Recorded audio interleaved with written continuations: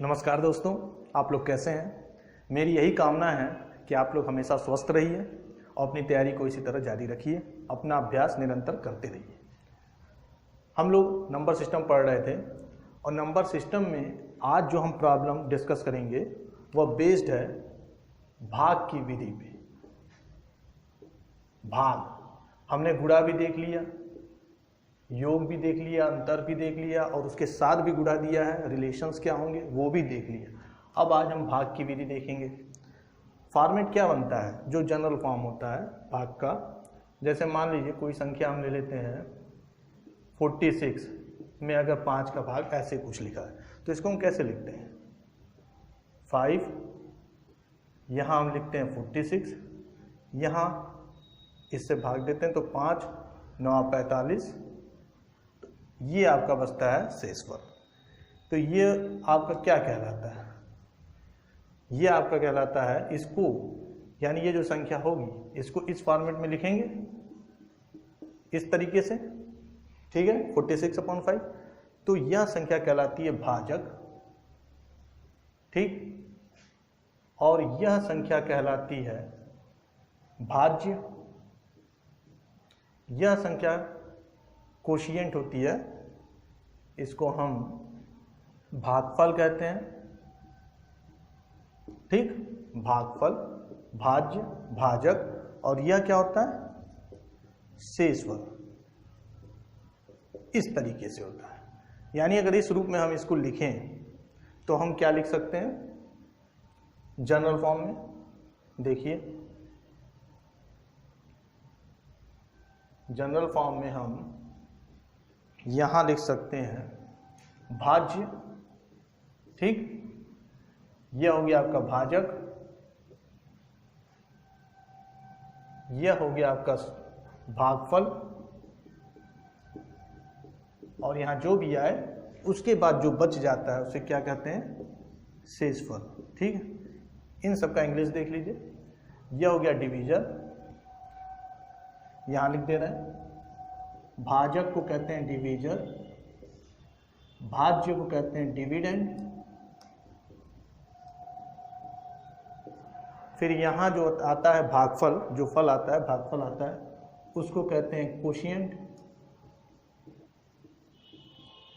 जो भी संख्या आती है उसके बाद जो बच जाता है उसे क्या कहते हैं रिमाइंडर, यानी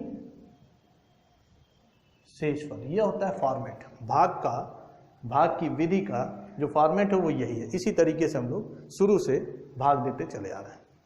दूसरा एक फॉर्म हम बनाते हैं अगर इस रूप में, इसको अगर आपको नोट करना था तो चलिए फिर से लिख देते हैं डिविडेंड और यह है आपका डिवीजन, ठीक है। अब देखिए इसमें करते क्या है, यही चार चीज जो है हमारा डिवीजर, डिविडेंड, ये ऊपर वाले को कहते हैं डिविडेंड, ठीक है।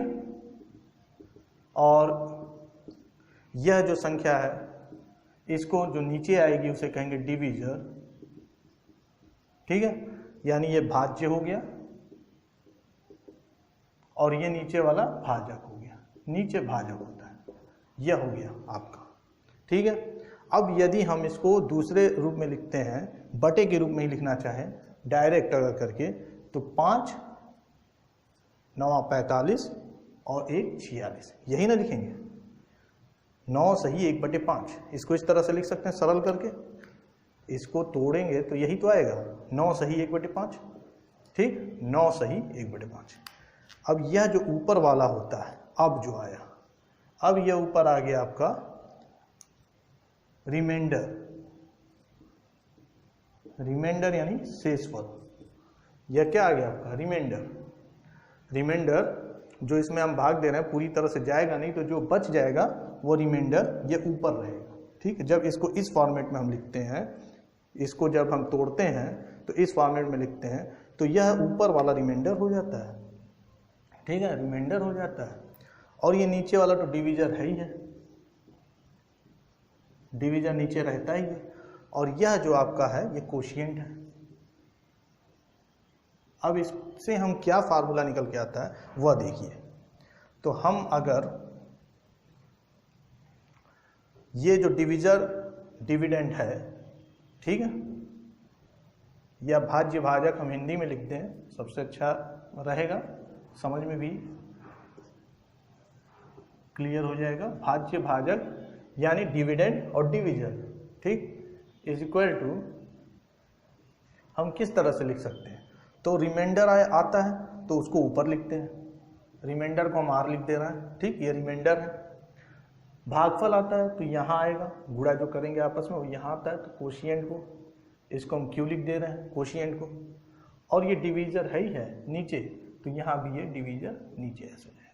इसको तोड़ के हम ऐसे लिख सकते हैं, जैसे अभी हमने आपको बताया था 46/5 इक्वल टू 9 सही 1/5, ये था, तो 5 का 5 है ही है, ये डिवीजर है ही है। और यहाँ पे आपका जो है भाज्य को हमने रिमाइंडर और इसमें कोशिएंट में बांट दिया, यानी भागफल और शेषफल में बांट दिया, ठीक है। तो अब क्या है इसमें, आप देखिए इसका मतलब क्या होता है, ये जो पोर्शन है इसका क्या मतलब है, इसका मतलब यह है कि Q कोशिएंट प्लस, यहाँ प्लस का साइन होता है, यहाँ पे प्लस का साइन, ये गुणा नहीं, ये प्लस का साइन है, ठीक, प्लस रिमाइंडर अपॉन डिवीजन, ठीक है। और यहाँ क्या है, यहाँ आपका डिविडेंड इस तरह से लिख दिया, डिवीजन हमने इस तरह से लिख दिया, ऐसे ही शॉर्ट फॉर्म बना के, तो इस तरीके से लिख दिया। अब क्या आएगा, कोशिएंट और डिवीजर, अब इन दोनों को हम चाहेंगे तो डिवीजर को पूरा ऐसे कर दें, ठीक है, और यहाँ डिविडेंड और डिवीजर है ही है, अब इसका इससे गुणा होगा, ठीक है, तो क्या हो जाएगा, कोशिएंट इंटू डिवीजर, ऐसे भी लिख सकते हैं, ऐसे लिख दीजिए, डिवीजर इंटू कोशिएंट और प्लस रिमाइंडर में तो डिवीजर करिए, जब इससे इससे भाग देंगे तो एक आएगा, तो एक का गुणा करेंगे तो रिमाइंडर का रिमाइंडर ही रहेगा, इस तरीके से आया। अब ये दोनों तरफ देखिए ऐसे आया, इसको हम हिंदी में लिखना चाहें तो ऐसे लिख सकते हैं, भाज्य बटे भाजक बराबर, ये आपका भाजक गुणे भागफल प्लस शेषफल, और बटे क्या था, भाजक, यह है। अब आप ध्यान से देखिए, दोनों तरफ डिवीजर है, तो ये क्या हो जाएगा, कट जाएगा, यानी ये दोनों क्या हो जाएंगे, कट जाएंगे। बचा क्या, बचा हमारा यह पोर्शन, भाज्य बराबर भाजक गुणे भागफल प्लस शेषफल, यानी एक ये इक्वेशन भी बन गया, ऊपर हम इसको लिख दे रहे हैं, कैसे वो आता है वो आपने देख लिया, हमने इसको सॉल्व करके बता दिया आपको कैसे आता है, ठीक है। तो आ गया आपका भाज्य बराबर भाजक गुणे भागफल प्लस शेषफल, यह आ गया। अब ज़्यादातर जो क्वेश्चन होगी भाग की विधि पे वो सब इसी के ऊपर होगी, या तो कहीं भागफल दिया होगा और भाजक पूछ देगा, भाज्य दिया होगा, ठीक है, भाजक दिया होगा तो भागफल पूछेगा, शेषफल दिया होगा, भाजक दिया होगा, संख्या पूछ देगा, तो जो संख्या होगी वो भाज्य होगी, ठीक है। तो हम आइए अब टाइप्स पे देखते हैं, क्या क्या टाइप्स के क्वेश्चन होते हैं। तो प्रॉब्लम्स अलग अलग टाइप पे बेस्ड है, ठीक है। इसको देखिए, इसमें क्या कह रहा है, 377 में किस संख्या से भाग दें कि भागफल 34, ठीक है। तो हम क्या लिखते हैं, भाज्य बराबर भाजक गुणे भागफल प्लस शेषफल, यह लिखते हैं। अब इसमें क्या है, इसमें आप देख रहे हैं, इसको आप शॉर्ट फॉर्म में आप इसको डिविडेंड को डी भी लिख लीजिए, और इसको आप DR लिख लीजिए, इनटू कोशिएंट को QT कर दीजिए plus R remainder, DD is equal to DR into QT plus R, तो ये dividend is equal to divisor into quotient plus R यानी रिमाइंडर, ठीक। अब इसमें आप पुट कर दीजिए वैल्यू, 337 में किस संख्या से भाग दें, भाग देने वाली संख्या नीचे होती है, उसे भाजक कहेंगे, ठीक। तो यहाँ पे है, तो इसकी वैल्यू x रखेंगे, ठीक। अब कह रहा है x इंटू शेषफल 3 है, और किस में भाग देना है, तो 377 में, तो इधर 377 है। और भागफल कितना आ रहा है, तो भागफल ये है, तो भागफल कितना दे रहा है 34, तो 34 है, यानी 34x + 3 = 377। एकदम केवल वैल्यू आपको इस समीकरण में पुट कर देना, हमने वैल्यू पुट कर दिया। अब ये आ गया इक्वेशन, ठीक, यह बन के आ गया। अब इसी को सॉल्व कर दीजिए, 3 पहले इधर घटाएंगे तो 374 हो जाएगा, ठीक। यह 34x हो गया, x = यानी भाज्य बराबर क्या होगा, संख्या क्या हो जाएगी 374 बटे 34, 34 नहीं 34, 3 हाथ से लगा 34, यानी हमें पूछ रहा था भाजक, ठीक, भाजक के बारे में। तो ये भाजक है, ये क्या हमारा भाजक, भाज्य दिया था 377, ये भाज्य दिया था 377 और फट से हमने इसका आंसर निकाल दिया कि यह वैल्यू क्या आएगी, तो यह वैल्यू आएगी 11, ठीक है। अब आइए दूसरा क्वेश्चन कह रहा 4938 में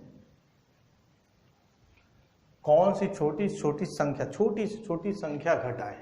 अब घटाएंगे कि नई संख्या 23 से पूर्णतः विभाजित हो जाए, तो ये तो हम डिविजिबिलिटी में बताए थे कि किसी भी संख्या से डिविजिबल तभी होगी कोई संख्या जब या तो वो शेषफल जो है उस संख्या के बराबर हो जाए, शेषफल जो आ रहा है उस संख्या के बराबर हो जाए या 0 तक पहुंच जाए।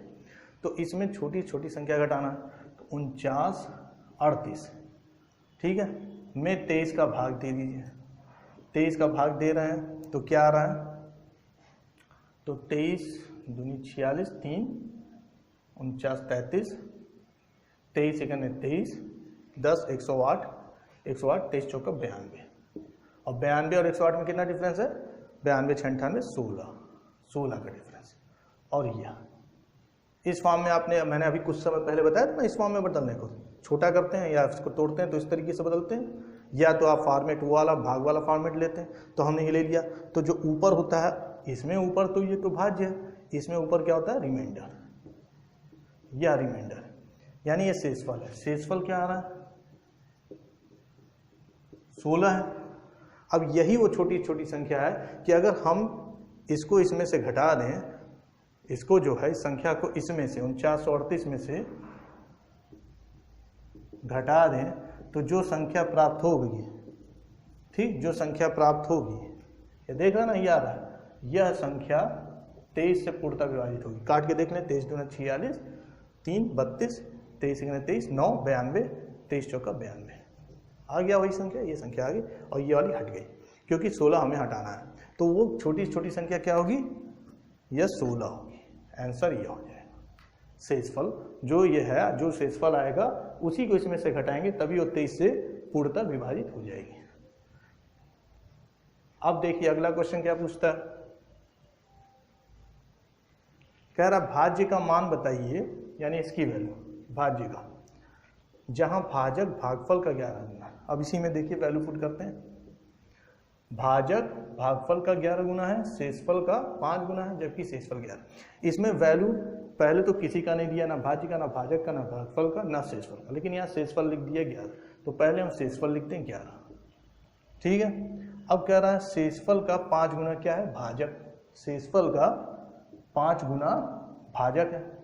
अब 5 गुना अगर भाजक है तो 11 में 5 का गुणा कीजिए, 55 आता है, ठीक, 55 आया, यानी ये भाजक जो है वो 55 है, 5 गुना है। फिर उसके बाद क्या कह रहा है कि भाजक भागफल का 11 गुना है। अब ये भागफल का 11 गुना, यानी कि अगर ये जो भागफल है, भागफल उसका 11 गुना यानी 11 गुना क्या है, भाजक है, भाजक है, तो निश्चित रूप से भागफल क्या हो जाएगा 55/11 यानी 5, यह आ जाएगा 5। तो यहाँ यह वैल्यू आपको पता चल गई, ऐसे फट से आप निकाल लेंगे तुरंत कि हाँ इसकी वैल्यू 5 हो जाएगी। या अगर ये 11 गुना है तो इसमें 11 का भाग दे दीजिए सीधे, तो 11 × 5 = 55, तो 5 यहाँ आ गया।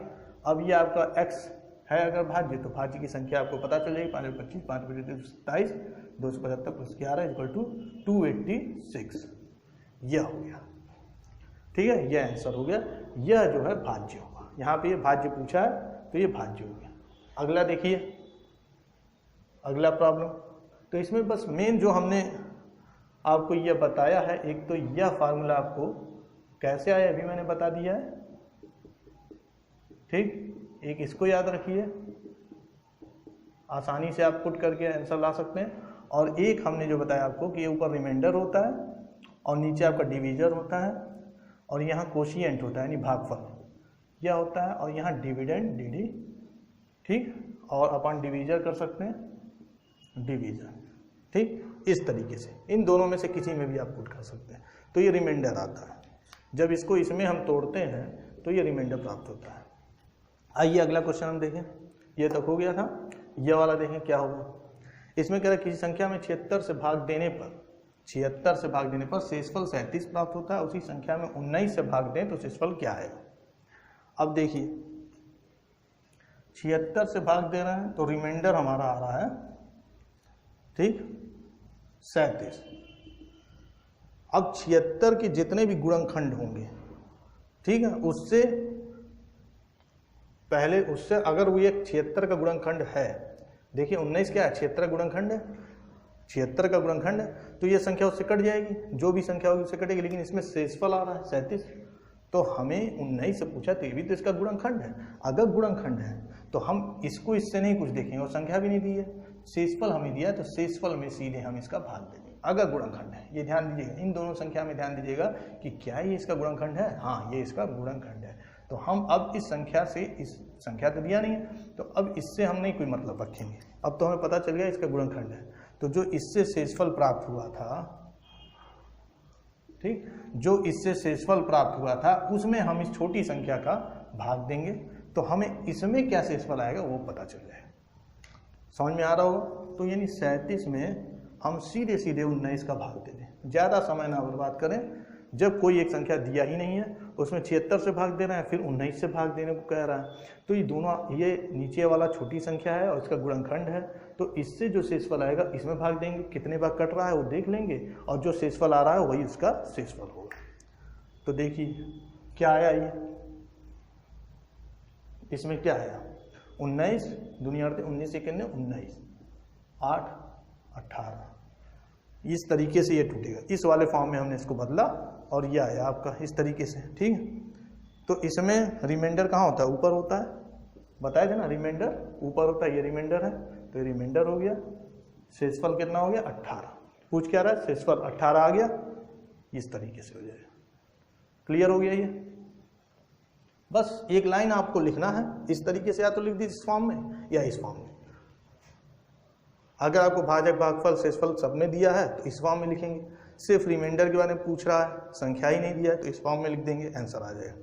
जैसे आप देखिए ये भी क्वेश्चन इसी की तरह है। 108 में कोई संख्या में 108 से भाग दे रहे हैं, 73 शेषफल आ रहा है, कितना 73 शेषफल आ रहा है। 36 से भाग दें तो क्या शेषफल आएगा, तो 36 क्या है, अब संख्या तो दिया नहीं है, इन्हीं दोनों में देखिए, तो 36 क्या है, 108 का गुणनखंड है, 108 का गुणनखंड है, तो 73 इसका शेषफल आ रहा है। तो 73 में 36 का भाग दे देंगे, हमने बताया था ना इसी तरह करेंगे, तो ये वाला ये फॉर्म में आ गया। और शेषफल हमें ज्ञात करना है, 36 दूनी 72 और 1 73, 1 73, यानी ये क्या है, रिमाइंडर। ऊपर जो होता है वो रिमाइंडर होता है, छोटी वाला जब छोटा कर देते हैं, इसको सरल कर देते हैं, तो ऊपर रिमाइंडर हो जाता है। जब इस रूप में होता है तो ये डिविडेंड और ये डिवीजर है, यानी ये भाज्य है, ये भाजक है। और जब इस रूप में इसको चेंज करते हैं, गुणा वाला इधर आ जाता है, यानी भागफल ये होता है, शेषफल रिमाइंडर ये ऊपर चला जाता है, तो ये रिमाइंडर है, ठीक। तो इसका आंसर 1 हो जाएगा। क्या शेषफल प्राप्त होगा, तो 1 शेषफल प्राप्त होगा। एक लाइन में, केवल एक लाइन में आंसर देना है इसका, ठीक है। अब ये देखिए, बस आपको फॉर्मेट पता होना चाहिए, फॉर्मेट में वैल्यू पुट कर दीजिए, आपको आंसर मिल जाएगा। भाग की विधि में बहुत ही आसान तरीके से आप इस तरीके से सॉल्व कर सकते हैं। भाज्य ज्ञात करें यदि भाजक भागफल का 3 गुना, ठीक है। अब देखिए, अब ये वाले पे हम इसको सॉल्व करते हैं, कैसे इसको अपनाते हैं, इसमें देखते हैं, पुट करते हैं, वैल्यू पुट करें, अप्लाई करें। भाज्य ज्ञात करना है, भाज्य को मान लीजिए x है, भाजक भागफल का 3 गुना है, लेकिन भाजक और भागफल दिया ही नहीं है, क्या है, शेषफल दिया है 3 है, तो हम पहले शेषफल लिख लेते हैं 3, ठीक है, शेषफल पहले लिख लिए 3। फिर उसके बाद कह रहा है कि उसका 4 गुना है भाजक, यानी ये जो है इसका 4 गुना है। तो 4 का गुणा कर दी, 4 3 12, ये 12 हो गया। अब भागफल जो है, अब भागफल इसमें क्या रिलेशन, अब तो ये पता चल गया ना संख्या क्या है, भाजक। तो अब भागफल भी आप निकाल लेंगे, क्या है रिलेशन, तो भाजक जो है भागफल का 3 गुना है। तो भागफल गुणे 3 बराबर 12 भाजक। तो अब इधर 3 से भाग देंगे तो 4, यानी भागफल क्या हो गया, 4 हो गया। भागफल क्या आ गया, भागफल 4 आ गया, यानी यहाँ पे हम 4 रख देंगे। ठीक, तो इसको हमने यहाँ पे भागफल की जगह 4 रख दिया। एक कोई संख्या पता होगी तो रिलेशन से दूसरी संख्या तो मिल जाएगी ना। तो पहले शेषफल पता था तो उसके रिलेशन से आपको भाजक मिल गया। अब भाजक पता है तो इन दोनों के रिलेशन से भागफल मिल गया। अब हमें भाज्य देखना क्या है, तो इस समीकरण से मिल जाएगा। 12 चौक 48 प्लस 3 51, यह आपका आंसर हो जाएगा 51 इसका। ठीक है, क्लियर है। कभी इस समीकरण का, कभी इसका यूज किया हमने, कभी इसका यूज किया। तो अब देखिए अगला प्रॉब्लम किस टाइप का है। यदि कोई संख्या 36 से पूर्णतः विभाजित हो जाए तो वह संख्या 36 से छोटी अन्य कितनी संख्याओं से विभाजित हो। अभी हमने इसमें बताया था कि अगर 76 से विभाजित है तो अपने गुणनखंड से भी वो विभाजित होगी। जैसे ये संख्या 76 है, कोई भी एक संख्या है, अगर वो 76 से विभाजित है तो उसके जितने गुणनखंड हैं उससे भी वो विभाजित होगी। ठीक है, 108 से विभाजित है कोई संख्या तो उसके जितने गुणनखंड होंगे उससे भी विभाजित होगी। तो गुणनखंड हम कैसे निकालते हैं, तो इसमें दिया है आपका 36 से अगर भाग जा रही है किसी संख्या में और पूर्णतः विभाजित हो रही है वो संख्या, तो 36 से छोटी कितनी संख्या, तो उसका गुणनखंड निकाल। 2 18, फिर 2 9, फिर यहाँ क्या आएगा 3, फिर यहाँ क्या आएगा 3, यानी ये किस में हो गया 2 गुणे 2 गुणे 3 गुणे 3, ये इसका 36 का गुणनखंड हो गया। 36 के गुणनखंड होगा। 36 से छोटी कितनी संख्या होगी, जितने मतलब इनकी आपस में गुणा करिए, कभी 2 का लेकर के, कभी 3 का लेकर के, कभी इधर से 3 लेकर के, इधर से 2 लेकर के, और जितनी भी संख्या बन पा रही है वो सभी पॉसिबल नंबर्स आप नोट कर लें, देख लें क्या आता है। तो पहले इसका करते हैं। तो 4 आया, 2 दूनी 4, ठीक, फिर 2 दूनी 4 3 12 आया, 1 कामा 12 हो गया, फिर 2 दूनी 4 3 12 या 3 3 9 9 आ गया, फिर 3 3 9 दूनी 18 हो गया। और कुछ है, हाँ 3 दूनी 6 और 2 3 6, 2 3 6 बस। तो ये संख्याएं हैं, इतनी 36 से छोटी वो सभी संख्या हैं ये, जो संख्या में अगर भाग दें तो वो कट जाएगी संख्या, पूर्णतः विभाजित हो जाएगी वो संख्या, क्योंकि 36 से कट रही है इसलिए उसके गुणनखंडों से भी कटेगी, ये एक नियम है। ठीक है, अब इस सभी संख्याओं से, ये सभी वो छोटी संख्याएं हैं 36 से, जिनसे वह संख्या पूर्णतः विभाजित होगी। ठीक है, तो आज का टॉपिक हमारा ये कंप्लीट होता है। इस पे और अभ्यास करें और प्रॉब्लम्स देखें और इसका अभ्यास करें अच्छे से, और बहुत जल्दी ये सेकेंडों में आपसे सॉल्व हो जाएगा, इसमें टाइम नहीं लगेगा। बस यही 2 चीज़ आपको ध्यान रखना है। क्या क्लास आपको समझ में आ रहा है तो अपने दोस्तों के बीच में भी क्लास को शेयर कीजिए, चैनल को सब्सक्राइब कीजिए, लाइक जरूर कीजिए। Thank you.